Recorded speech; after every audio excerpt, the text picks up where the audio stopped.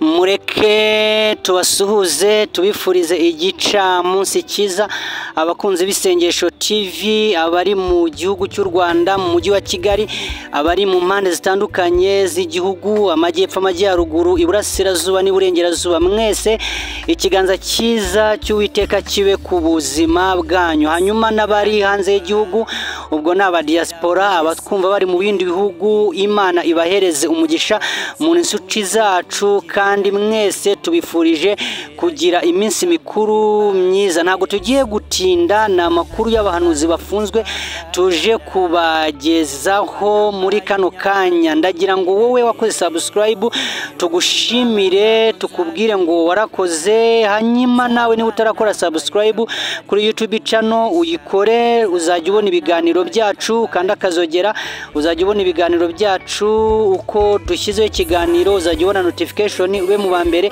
Hano tuhanyuza ijambo ry'Imana, tuhanyuza ubuhamya, tuhanyuza inyigisho zitandukanye, kandi tuhanyuza n'amakuru atandukanye cyane y'abakozi b'Imana bagiye batandukanye. Rero Imana ibahereze umugisha, mukore na notification, Imana ibahe umugisha. Tugiye kubagezaho amakuru y'abahanuzi barenga 30 mu by'ukuri, kugira ngo namwe mumenye uko bimeze. Hanyuma ikindi tugiye kubasaba mbere yuko dusenga ni ukugira ngo utege amatwi, niwumva hari icyo umwuka kubwira gukora ugikore. Bibiliya ivuga ngo abayoborwa n'umwuka nibo bana b'Imana. Ntacyo dukora rero tutabanje gusenga. Narababwiye ngo mbere na mbere Imana. Nubyuka mu gitondo ukabona biremeye, ukazamura ukuboko ukabona biremeye, ukazamura ukuguru ukabona biremeye, ukajya ku kazi bikemera, ukagaruka amahoro, ntacyo tuba twarushije abandi, ahubwo ujye uzirikana ko ari ubuntu, ari imbabazi, ari neza Imana iba yakugiriye cyane muri izi mpera z'umwaka, aho Satani aba arimo gukora cyane ashaka ibitambo. Iki kiganiro ndatekereza ko mu by'ukuri kigendanye n'uburyo abadayimoni batanga ibitambo mu minsi mikuru, nacyo turaza kukibagezaho vuba kugira ngo umenye uburyo mugomba kwirinda. Ariko si ibyo tugiye kubabwira, icyo tuje kubagezaho mu by'ukuri ni amakuru y'abahanuzi. Ariko reka tubanze dusenge nk'uko nabibabwiye. Data, mu izina rya Yesu turagushimiye ko uri Imana y'imbaraga, ubana n'abantu bahereza umugisha, abantu bose bakurikiranye isengesho TV aho bari mu ntara zitandukanye z'igihugu, ubagurira imbago, urwanya ibibarwanya, unaniza ibibananiza, kandi nyiringabo Imana ubanezeze, ubashimishe, ubabere Imana, bakubera abana.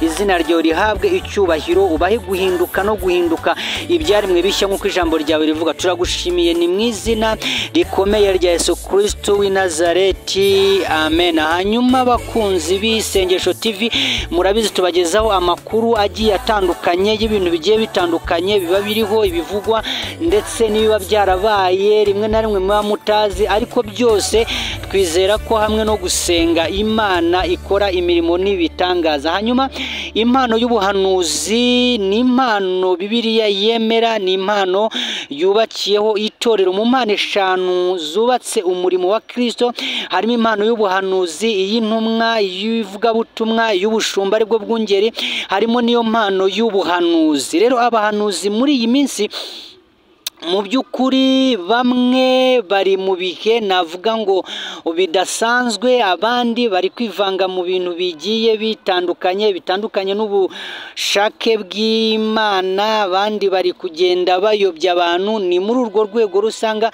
benshi bagenda bahura n'ibigeragezo. Niyo mpamvu tugiye kubagezaho by'abahanuzi barenga 30 bafunzwe n'urwego rw'igihugu rw'ubugenzacyaha RIB.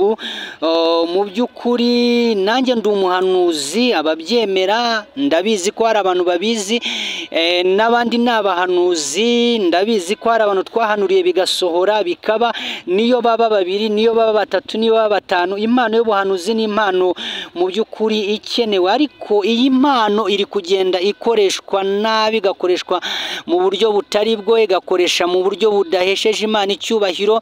Hari bamwe bagenda besikoroka abantu bakoresheje iyi impano y'ubuhanuzi. Murabazi uburyo bagenda baka abantu amaturo mu buryo butari bwo, uburyo uburyo bagenda biba abantu, uburyo bagenda babeshya abantu, ibyo ngibyo murabizi. Ariko nanone hari abandi usanga bafite impano kandi batayikoresha mu bibi, ahubwo bayikoresha mu buryo bwiza. Rero murabizi kandi ko mu by'ukuri yaba isi, yaba igihugu n'abandi bantu bose barahumutse, ntabwo abantu bose wababeshya ngo bikunda. Abahanuzi rero benshi barafunze kubera rimwe na rimwe guhanura ibintu bitavuye ku mutima w'Imana. Hari mu minsi ishize rwose nta kwezi kurashira mu karere ka Kamonyi nibwo abahanuzi bagera kuri 30 no kurenga ngo baragiye bajya mu mihanda batangira kubwira abantu ngo bahunge. Ukibaza barahunga iki? Kandi ukibaza mu by'ukuri ibyo babikuye hehe? Nibwo inzego z'umutekano zabahagarikaga, bamwe zirabafata ngo abandi bararirukanka, ariko bose mu by'ukuri kugira ngo kuko urumva bateraga abantu ubwoba, bari mu kubatera ubwoba ngo bahunge, ariko ntibanababwira icyo bahunga icyo ari cyo. Rero biteza uruntu. Ariko mu by'ukuri impano y'ubuhanuzi murabizi ko hari abafunzwe mu Rwanda, abo bita banibishaka, murabizi bagiye bahanura ko intambara igiye kuba, ibyago, ibintu nk'ibyo ngibyo. Ndibuka kimwe mu byo yahanuye yavugaga, yaravuze ngo ADEPR izongera kuba mu murongo, ngo ari uko ngo impunzi zose ziri hanze. Ni ibintu byinshi bagiye bavuga. Abo bita Bayongwe murabizi ko bagiye bafatwa bagafungwa kubera guhanura ibintu, ngo baraha abantu abagore, baraha abandi abagabo. Mu by'ukuri ndagira ngo tuganire mu minota mikeya, wowe wagize amahirwe yo kumva iki kiganiro, kugira ngo tuganire kuri ibi bintu kuko birakureba nanjye birandeba.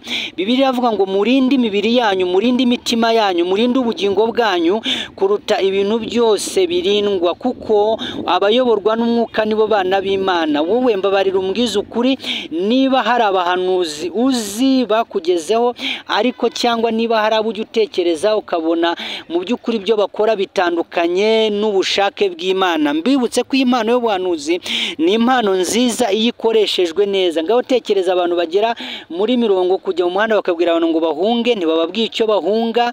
Kandi noneho igitangaje babwiraga abantu ngo bahunga, ariko bo ugasanga nta n'ibintu bafite byerekana ko bahunga, n'undi bari busubire mu mago yabo.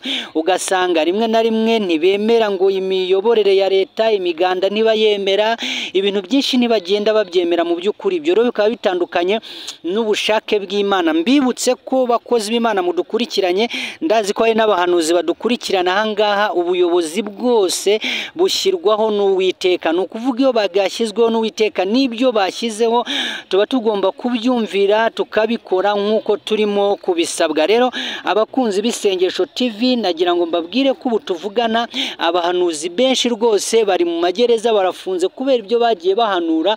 Rimwe na rimwe ari amarangamutima yabo, ariko bitavuye ku bushake bw'Imana. Nibutse abahanuzi badukurikiranye ngo mukoreshe impano yanyu neza. Bibiliya ivuga ngo impano yose yawe iyo uyikoresheje neza Imana izaguhemba, kandi ngo mukoreshe impano zanyu nk'abazazibazwa.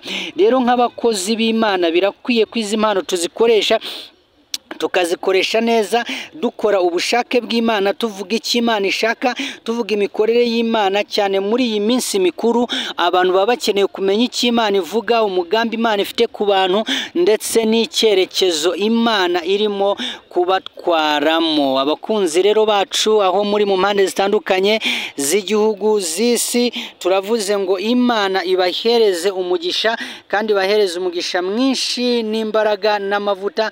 Hanyuma ukeneye gusengana natwe watuvugisha kuri nimero ibiri ahangaha, tugasengana, tukigishanya, tugahugurana, kugira ngo izina ry'Uwiteka rihabwe icyubahiro. Imana rero ibahereze umugisha. Ufite icyifuzo ucyohereza kuri iyo nimero tugasengana. Narinje kubagezaho ayo makuru y'abo bahanuzi kugira ngo mwirinde abahanuzi b'ibinyoma, ko mu bihe bya nyuma hazaza abahanuzi b'ibinyoma. Bazaba bibona, bazaba birarira, bazaba badakunda babo, bazaba batukana, bazaba beshyerana, bazaba ari ndashima, bazaba. Bibiliya iravuga ngo abameze gutyo mujye mubatera umugongo. Niyo mpamvu naje kugira ngo mbabwire ngo abameze batyo namwe abakunzi b'isengesho TV mujye mubatera umugongo kuko baba batari mu mugambi w'Imana. Munyemerere rero tubasezereho tubabwira ngo mugubwe neza, mugire Noheli nziza, mugire umwaka mushya, kandi izina ry'Uwiteka rikomeze guhabwa icyubahiro, kandi Imana ntikabure icyubahiro muhari, ntikabure imbaraga zayo muhari, kugira ngo muhamye ubushake bw'Imana. Imana ibaho umugisha. Munyemerere dusengane Imana tuyishimire ku mirimo n'ibitangaza Imana ikora. Data, turagushimiye, tugushimiye neza n'urukundo byawe, tugushimiye ko ugira neza, uri Alufa, uri Omega, uri itangiriro, uri iherezo, uri imbaraga z'agakiza k'abantu. Hereza umugisha abantu bose bari bakurikiranye Mwami Yesu, imbaraga zawe zibane nabo mu izina rya Yesu.